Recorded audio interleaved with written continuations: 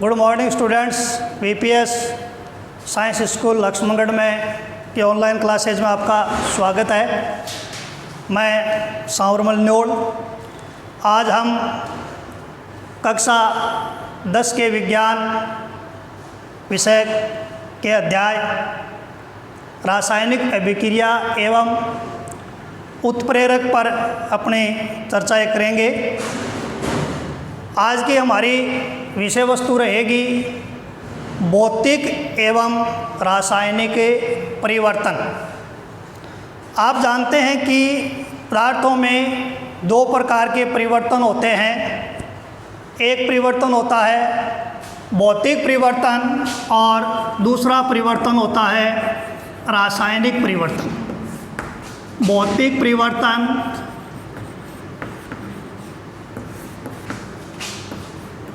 एवं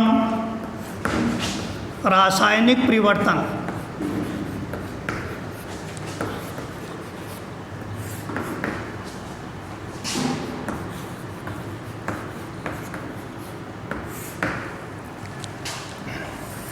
जैसा कि नाम से ही स्पष्ट है कि भौतिक परिवर्तन अर्थात ऐसा परिवर्तन जिसमें पदार्थ की केवल भौतिक अवस्था में परिवर्तन होता है, और रासायनिक परिवर्तन में पदार्थ की रासायनिक अवस्था में परिवर्तन होता है। अब हम सबसे पहले भौतिक परिवर्तन के बारे में अध्ययन करेंगे कि भौतिक परिवर्तन क्या होता है, इसको किस प्रकार से परिभाषित किया जाए, इस परिवर्तन के कौन कौन से उदाहरण होते हैं, इसके बारे में हम अध्ययन करेंगे। भौतिक परिवर्तन की परिभाषा को समझने से पहले हम एक उदाहरण लेते हैं और उस उदाहरण की सहायता से भौतिक परिवर्तन को परिभाषित करेंगे, क्योंकि आप लोगों में रटने की जो प्रवृत्ति है वो अधिक होती है और निम्न कक्षाओं तक ये रटने की प्रवृत्ति से काम चल सकता है, परंतु उच्च कक्षाओं में विषय वस्तु अधिक होने के कारण रटने से विषय वस्तु याद नहीं हो पाती है। इसलिए ये जो रटने की प्रवृत्ति है इसको बंद करें और किसी भी विषय वस्तु को समझ करके उसका कॉन्सेप्ट क्लियर करके उसको याद करें। जैसे भौतिक परिवर्तन का हम एक उदाहरण लेते हैं। जैसे मैं लिख रहा हूँ जल का अणुसूत्र होता है H2O, और जल की जो अवस्था है वो होती है द्रव अवस्था। जल जो है वो द्रव अवस्था में पाया जाता है। अब हम इस जल को क्या करते हैं, गर्म करते हैं। जल को क्या करते हैं, गर्म करते हैं। गर्म करने पर ये जल जो है ये वाष्प में परिवर्तित हो जाता है, जबकि वाष्प का भी अणुसूत्र H2O ही होता है, परंतु इसकी अवस्था जो है वो गैस हो जाती है। जल द्रव अवस्था में था, जबकि वाष्प कौन सी अवस्था में है, गैस अवस्था में। किया क्या हमने, गर्म किया। गर्म करने पर जल को गर्म करने पर जल किस में परिवर्तित हो गया, वाष्प में परिवर्तित हो गया। अर्थात पदार्थ की भौतिक अवस्था में क्या हो गया, परिवर्तन हो गया। पदार्थ की अवस्था में क्या हो गया, परिवर्तन हो गया। अब हम क्या करते हैं कि इसी वाष्प को ठंडा करते हैं, अर्थात संघनन की क्रिया करवाते हैं। संघनन, तो ये जो वाष्प है ये पुनः किस में परिवर्तित हो जाती है, जल में परिवर्तित हो जाती है। यहाँ हम देख रहे हैं कि पदार्थ एक अवस्था से दूसरी अवस्था में परिवर्तित हो रहा है, परंतु जब परिवर्तन का कारण हटा रहे हैं, अर्थात हमने गर्म किया तब पदार्थ गैसीय अवस्था में बदल गया, और जब हम ठंडा करें तो पदार्थ कौन सी अवस्था में बदल गया, पुनः अपनी पूर्व अवस्था में आ गया। अर्थात परिवर्तन का कारण हटाने पर पदार्थ पुनः अपनी पूर्व अवस्था में आ जाता है। अब देखिए हम इसको देखते हैं, जल जो है उसको क्या करते हैं, ठंडा करते हैं। जल को क्या करते हैं, ठंडा। ठंडा करने पर जल जो है वो बर्फ में परिवर्तित हो जाता है, और बर्फ का अणुसूत्र भी क्या होता है, H2O होता है। और ये जो बर्फ है ये ठोस अवस्था में होती है।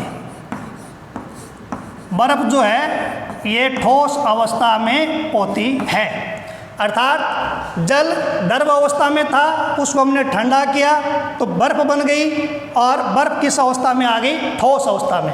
तो पदार्थ की अवस्था में क्या हो गया, परिवर्तन हो गया।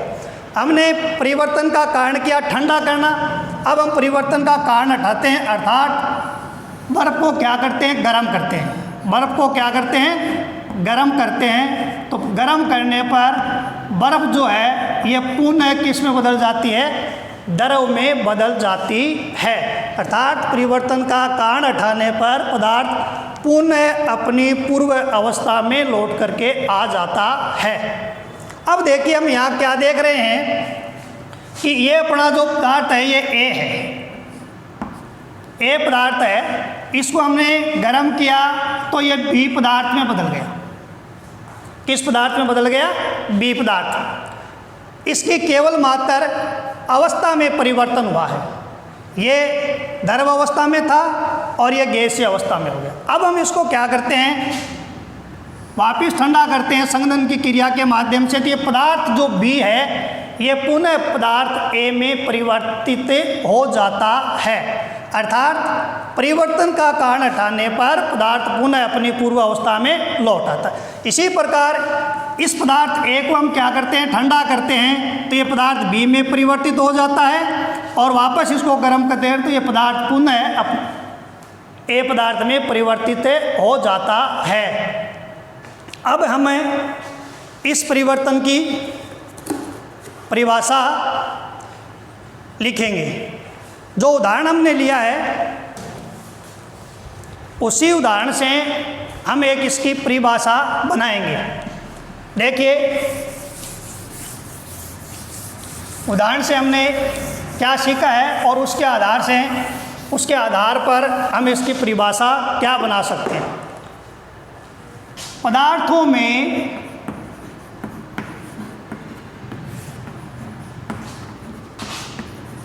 होने वाला वह परिवर्तन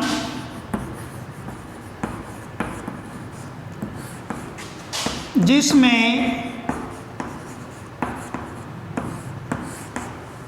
पदार्थ के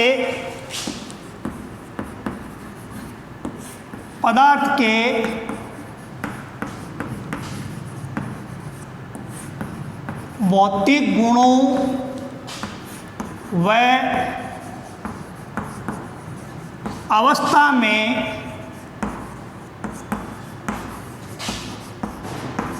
परिवर्तन होता है। पदार्थ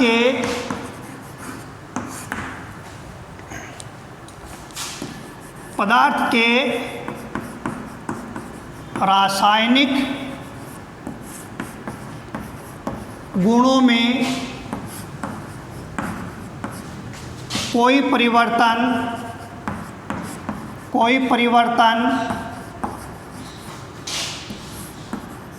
नहीं होता है तथा न ही कोई नया पदार्थ बनता है। न ही कोई नया पदार्थ बनता है एवं पदार्थ के रासायनिक संगठन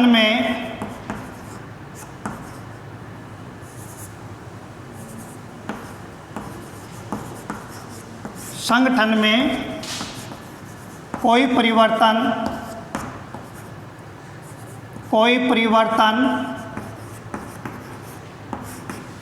नहीं होता है, कोई परिवर्तन नहीं होता है। परिवर्तन का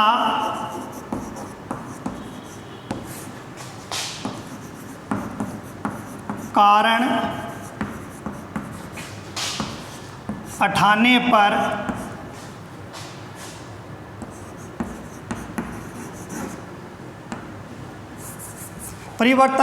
हटाने पर पुनः वही पदार्थ प्राप्त हो जाता है।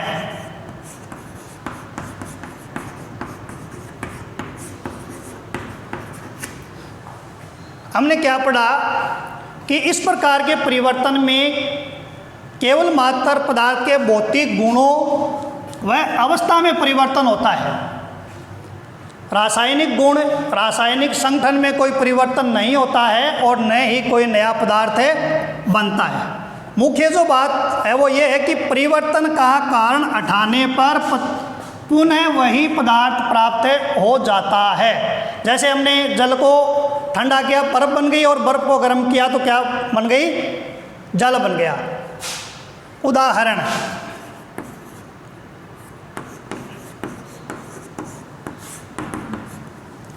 अभी हमने देखा कि बर्फ का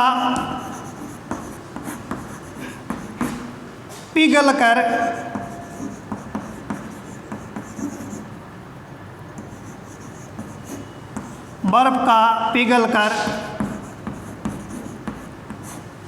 जल में बदलना,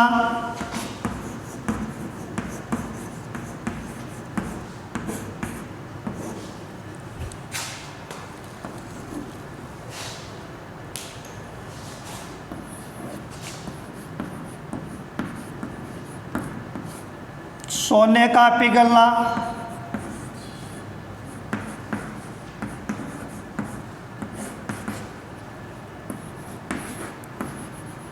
कांच का टूटना,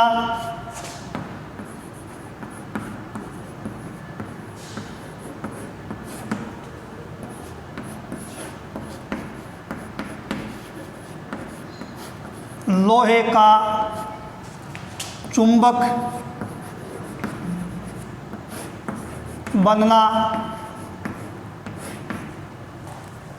आदि जो है उदाहरण है। इनके माध्यम से हमें ये समझ सकते हैं कि भौतिक परिवर्तन क्या होता है। अब इस भौतिक परिवर्तन को समझने के लिए हम एक छोटा सा प्रयोग करते हैं।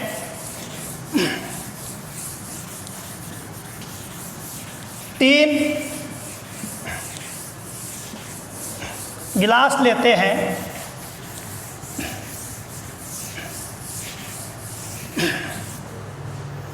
जैसे ये अपने पास एक गिलास है,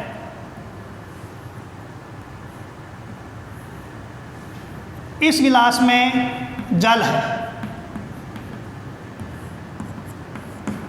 और जल जो है ये द्रव अवस्था में होता है।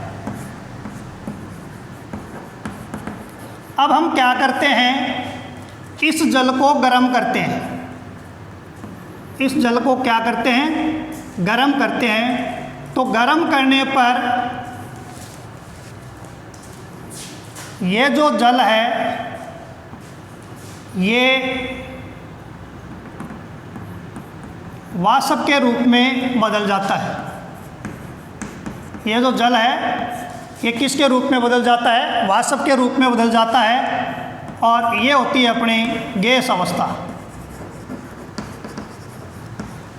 अब इसी जल को यदि ठंडा करें, जल को क्या करें? ठंडा करें।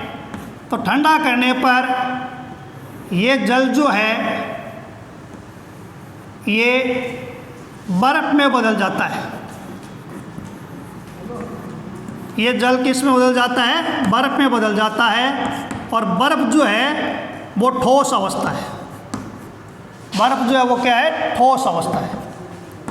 इस प्रकार इस प्रयोग से हम देखते हैं कि पदार्थ जो है वो एक अवस्था से दूसरी अवस्था में बदल रहा है और परिवर्तन का कारण ठाने पर पुनः वह पदार्थ हमें प्राप्त हो जाता है। तो ये हमने भौतिक परिवर्तन के बारे में पढ़ा। अब आगे हम पढ़ेंगे रासायनिक परिवर्तन। आप जानते हैं कि दूध से दही का निर्माण कैसे किया जाता है? हम दूध को गर्म करते हैं और गर्म करने के बाद उसको क्या करते हैं? ठंडा करते हैं। और जब वो नॉर्मल अवस्था में आ जाता है तब उसमें थोड़ी सी छाछ डाल करके और उसको रख देते हैं। रखने के कई घंटों बाद दूध जो है वो दही में परिवर्तित हो जाता है। अर्थात दूध अलग पदार्थ है और दही क्या है? अलग पदार्थ है। दोनों के गुणों में क्या है? अंतर है। दोनों के रासायनिक संगठन में क्या है? अंतर है। और एक नया पदार्थ दूध से क्या बना है? दही बना है। क्या हम इस परिवर्तन का कारण उठा करके इस दही से दूध बना सकते हैं? नहीं बना सकते। इसका मतलब इस प्रकार के परिवर्तन में परिवर्तन का कारण उठाने पर पदार्थ पुनः अपनी पूर्व अवस्था में नहीं आता है। तो इससे अपन इस परिवर्तन की परिभाषा कैसे लिखते हैं कि पदार्थों में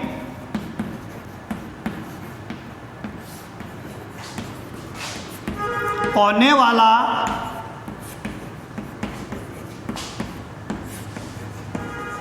वह है परिवर्तन जिसमें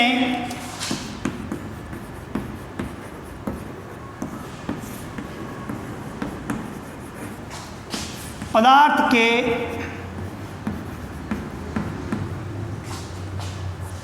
रासायनिक गुणों में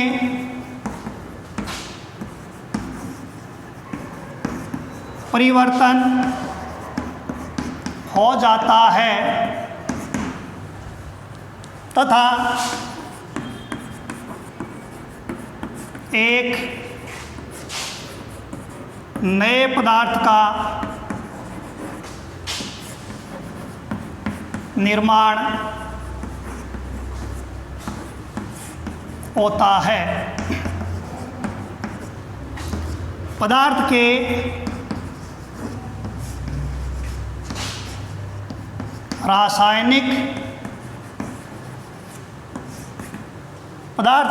रासायनिक संगठन में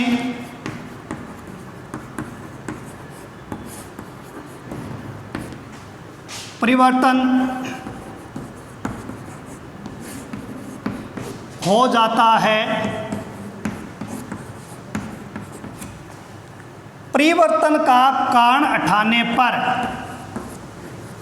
परिवर्तन का कारण उठाने पर पुनः पदार्थ को प्राप्त नहीं किया जा सकता। पुनः पदार्थ को प्राप्त नहीं किया जा सकता।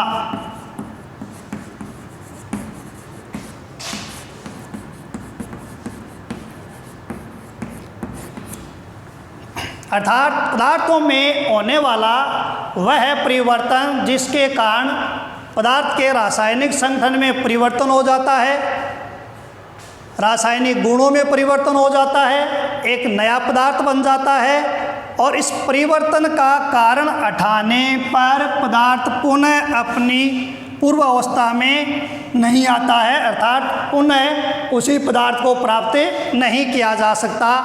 अर्थात इस प्रकार का जो परिवर्तन होता है वो क्या होता है, स्थायी होता है।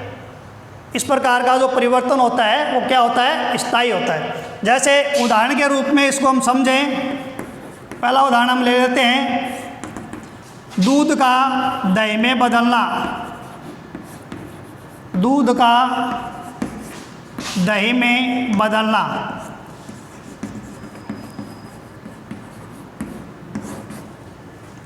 अर्थात दूध का रासायनिक संघटन अलग होता है, दही का रासायनिक संघटन अलग होता है और हम दही से पुनः दूध को प्राप्त नहीं कर सकते।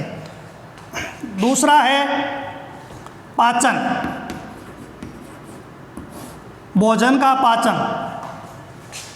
जिस प्रकार हम भोजन ग्रहण करते हैं और भोजन जैसे ही शरीर में जाता है, जाने के बाद भोजन का क्या होता है, पाचन होता है। तो भोजन का पाचन होने के बाद जो हमें ऊर्जा मिलती है, उस ऊर्जा से हम पुनः भोजन को प्राप्त नहीं कर सकते। तीसरा है गोबर का जलना। गोबर का जलना,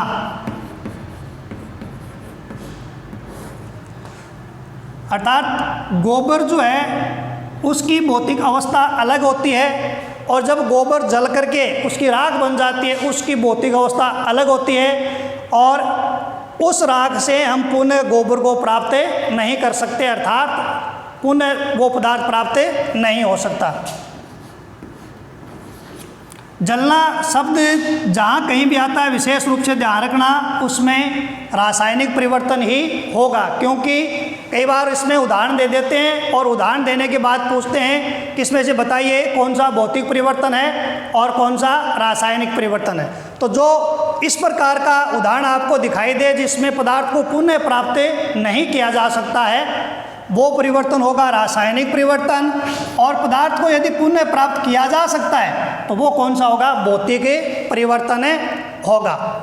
अब इसमें हम और भी उदाहरण ले सकते हैं, जैसे फलों का पकना। फलों का पकना, कच्चा जो फल है वो पक करके तैयार हो जाता है, तो उस तैयार फल से पुनः कच्चा फल प्राप्त नहीं किया जा सकता। तो ये जो कुछ है इस रासायनिक परिवर्तन के उदाहरण हैं। हमने भौतिक परिवर्तन के बारे में पढ़ा, रासायनिक परिवर्तन के बारे में पढ़ा, परंतु विशेष बात ये है कि हमें ये ध्यान रखना है कि दोनों परिवर्तनों में मुख्य अंतर क्या है। उस अंतर के आधार पर ही हम क्या कर पाएंगे, जो उदाहरण दिए हुए होंगे उन उदाहरणों से इन दोनों की को समझ सकेंगे। अब आपने भौतिक परिवर्तन के बारे में भी पढ़ लिया, रासायनिक परिवर्तन के बारे में भी पढ़ लिया। अब हमें ये देखते हैं कि इन दोनों परिवर्तनों में अंतर क्या पाया जाता है। जब आप दो चीज़ों के बारे में आपको ज्ञात होता है कि ये दोनों चीज़ें हैं, इनके बारे में हम जान रहे हैं, तो जानने के बाद यदि आपको ये कहा जाए कि इसमें अंतर क्या होगा तो आप निश्चित रूप से उसमें अंतर कर सकते हैं। to पहले हमें लिखते हैं भौतिक परिवर्तन व रासायनिक परिवर्तन में अंतर। रासायनिक परिवर्तन में अंतर।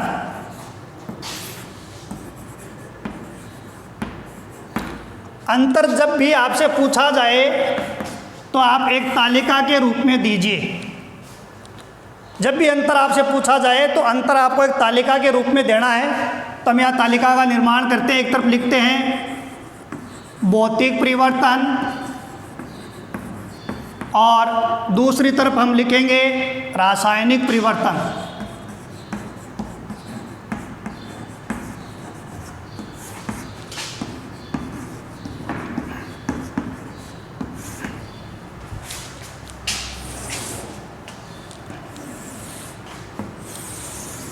अब देखो, हमने भौतिक परिवर्तन में पढ़ा था कि इस परिवर्तन में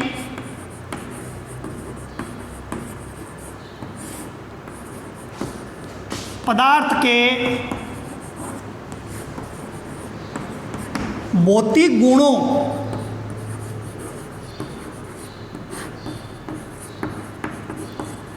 वह अवस्था में परिवर्तन होता है, वह अवस्था में परिवर्तन होता है।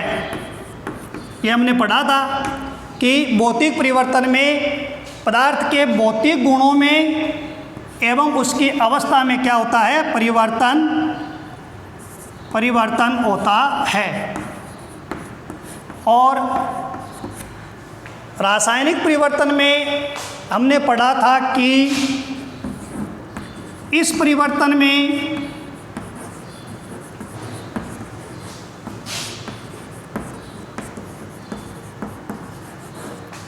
पदार्थ के रासायनिक गुणों में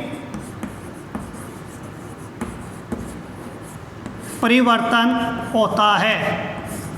मुख्य जो इन दोनों में ये अंतर है कि भौतिक गुण, इसके भौतिक गुण परिवर्तित होते हैं और इसके कौन से गुण परिवर्तित होते हैं, रासायनिक गुण।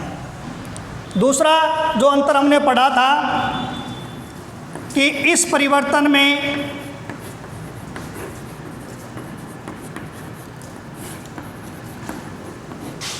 नया पदार्थ नहीं बनता है, नया पदार्थ नहीं बनता है। जबकि हमने पढ़ा था कि रासायनिक परिवर्तन में नया पदार्थ बनता है। इस परिवर्तन में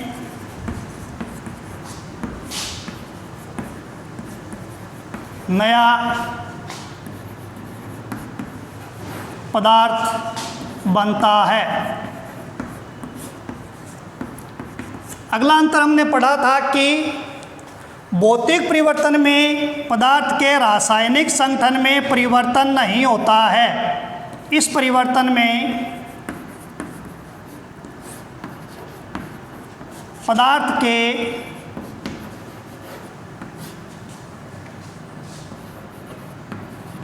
रासायनिक संगठन में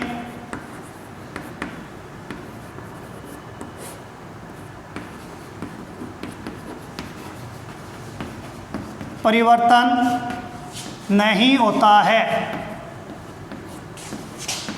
जबकि हमने पढ़ा था कि रासायनिक परिवर्तन में पदार्थ के रासायनिक संगठन में परिवर्तन होता है, अर्थात इस परिवर्तन में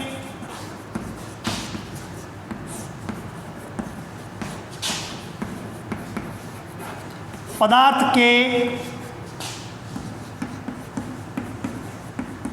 रासायनिक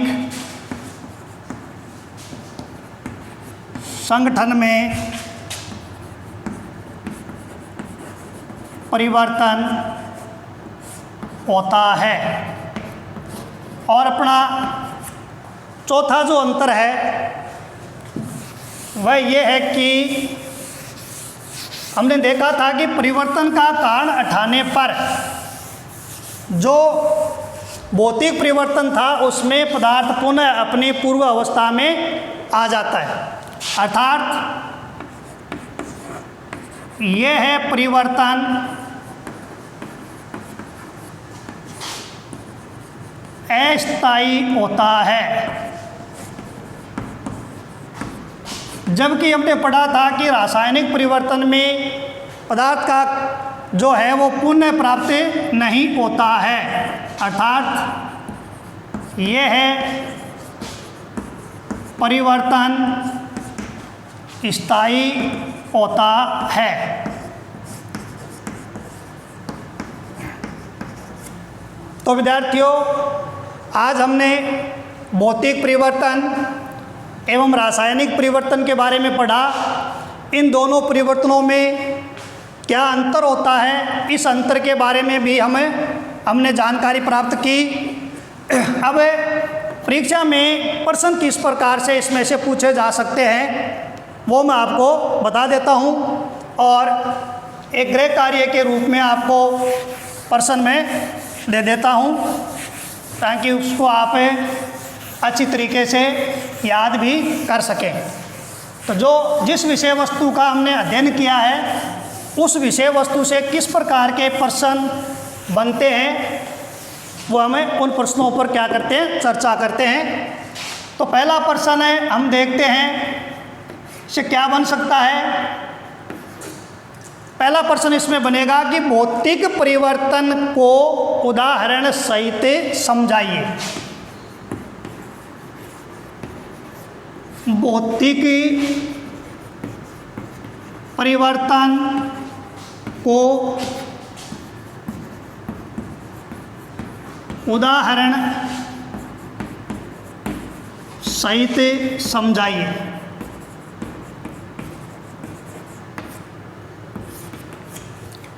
इसमें ऐसे भी पूछा जा सकता है कि भौतिक परिवर्तन से आप क्या समझते हैं, उदाहरण सहित समझाइए। दूसरा प्रश्न इसमें यह बनता है कि रासायनिक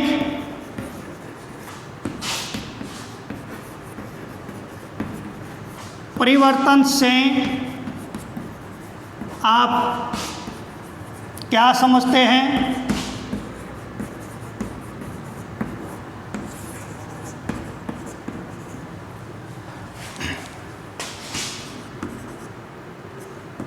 उदाहरण द्वारा समझाइए।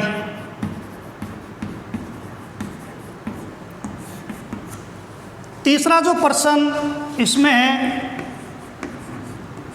वो ये बन सकता है कि भौतिक परिवर्तन